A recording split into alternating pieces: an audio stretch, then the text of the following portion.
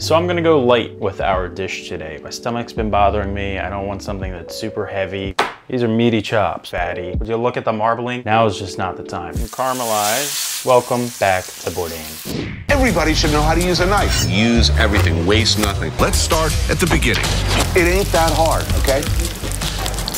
My name is Rich May. I'm learning how to cook French with Anthony Bourdain's cookbook. I'm doing every recipe in here for the first time on camera. Think Julie Powell with Julia Child's cookbook with a little more self-inflicted wounds. Sexy seared pork. So it looks like côté de porc à la charcuterie. No, it is côté porc à la charcuterie. Something like that. Basically, we are taking pork chops, treating them right, only the way the French can do. My fear is overcooking this pork. However, the rib chops of pork tend to have a little more marbling, so hopefully that's more forgiving. And we have the lovely cornichons making a comeback. It's a cute little pickle. And I also have a little secret weapon for kicking up this dish. Before we break it down, this entire recipe I am following to a T, minus the pork chops. I am cutting the amount of pork chops in half. Everything else will be the same because everything else involves making our sauce. Let's break it down. 1 tablespoon of oil, 1 tablespoon of butter, 2 rib chops of pork, salt and pepper, 1 small onion, 1 teaspoon of Wondra flour. All-purpose flour can be used as well. Half a cup of white wine, barefoot, going all out for this one. 1 cup of dark chicken stock. Note, Bourdain says if you don't have dark chicken stock, you can bump it up with demi glace, which I have. I've been adding it to a lot of dishes lately, and if you're interested, I have the video linked right up here. 2 tablespoons of Dijon mustard, 10 cornichons, and 1 sprig of flat parsley. The parsley's seen better days. If you're interested, I got Bourdain's book linked down below in the description. Let's get moving.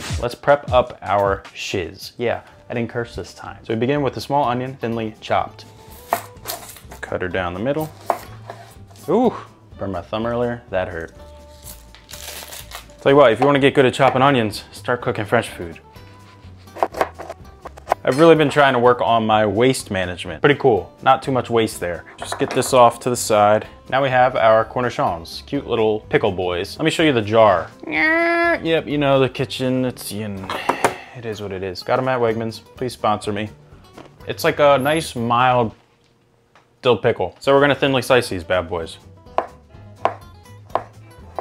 Damn, what is it that's so satisfying about cutting? I don't know what it is. Like, well, I do know actually. Life is f***ing frustrating. Sometimes you just want to slice things up efficiently and effortlessly. Right now I've been dealing with an annoying physical therapy issue. Got hernia surgery a while ago.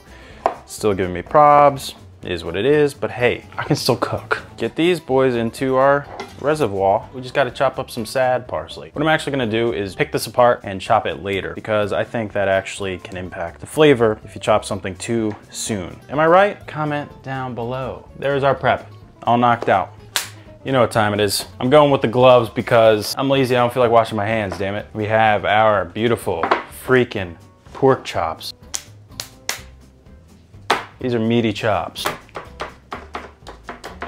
First thing, I'm gonna give them a solid little pat down. Oh, gross. Gross, gross, gross, gross, gross. Okay, that would've sucked. Water is browning's enemy. Give it a nice pat all the way around town. Now we're just gonna season with a little salt and pep. It's been sitting out at room temperature for about an hour. We're gonna preheat the oven to 375. Nice little 1-foot action. I'm not gonna be shy, but I'm not gonna be super liberal either. Give it a flip. Hit them again, 1 foot above. The one is a little thicker than the other. That's slightly concerning because I don't want uneven cooking. Gonna dab up the edges here too. I know you were waiting for me to do that. Prepped up, a little more salt, why the hell not? And we're gonna go over to the pan. In the oven-safe sauté pan, heat the oil, then the butter. Now it's worth noting, Bourdain doesn't say what temperature, so I'm gonna go medium heat. It's good to me, not too hot. I am using cast iron skillet. Is there anything more satisfying than putting meat on a pan and listening to that sizzle? You know, I like to rotate the pan even, just cause the nature of things. It's been about 3 minutes or so. Not bad. Could have been nicer color there, but revved up the heat a little bit, just cause hoping to get a darker color than this side. Yes, yes, nice brownage, cause that's gonna finish off in the oven and get a little darker. Do this fancy little French thing. See that? Let me get that for you. Oh my gosh, yes. They're nice and caramelized. Transfer the pan to the oven and cook for another 8 minutes. Let's do a little comment of the week. Victor May, seems familiar, said Butterfingers. I don't know where he got that idea. This is what the, oh gosh, this is what the cheese. This is what the pinstripes. Dude, oh, just dropped it in the trash. But hey, I'm yet to drop the knife. I also want to thank you if you've subscribed, hit 500 subscribers. We're halfway to doing a giveaway. Let's check the temp. Got phenomenal color to it. Shut up, timer. We have definitely hit our temperature. Quite high, actually. Just want to look at that. Ooh, pretty browning. Just exquisite browning on that shit. Tent them with aluminum foil. Why we tent this? I don't know. If you do, please fire away. Return the sauté pan to the heat and add the onion. Cook until golden brown. Add the flour and cook, stirring for 1 minute. Stir in the wine and reduce by half. Scraping, of course. At this point, we're gonna add our sexy stock with the demi-glace. Glaze, I don't know how to say it, man. Our secret ingredient. Do this much. I don't wanna overpower this. Oh gosh, yes, that's gonna really kick this up to 95. Reduce the liquid by half. Remove the pan from the heat, whisk in the mustard.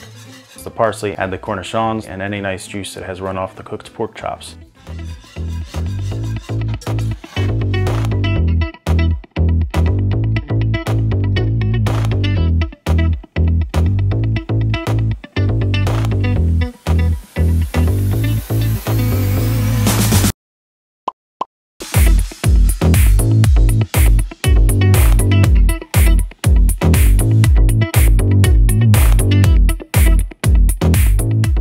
That's annoying. You didn't see my reaction, like face to face, because the phone sucks and it died. It is the best pork I've ever had. The way the cornichons kind of cut the fattiness of the pork is incredible. Tender as can be. The camera didn't pick it up. I had minor tears when I was freaking eating this. Technique is probably key. If I overcooked the pork, it would have sucked. The sauce can't save everything. Absolutely killer. Highly recommend. Goodness me. If you're into cooking, you just want to come along for the ride and see how I do these dishes. We've got foie gras coming. We have quail, pheasant, you name it. This was back to Bourdain. You stay organized, you clean up after yourself, you do the best you can.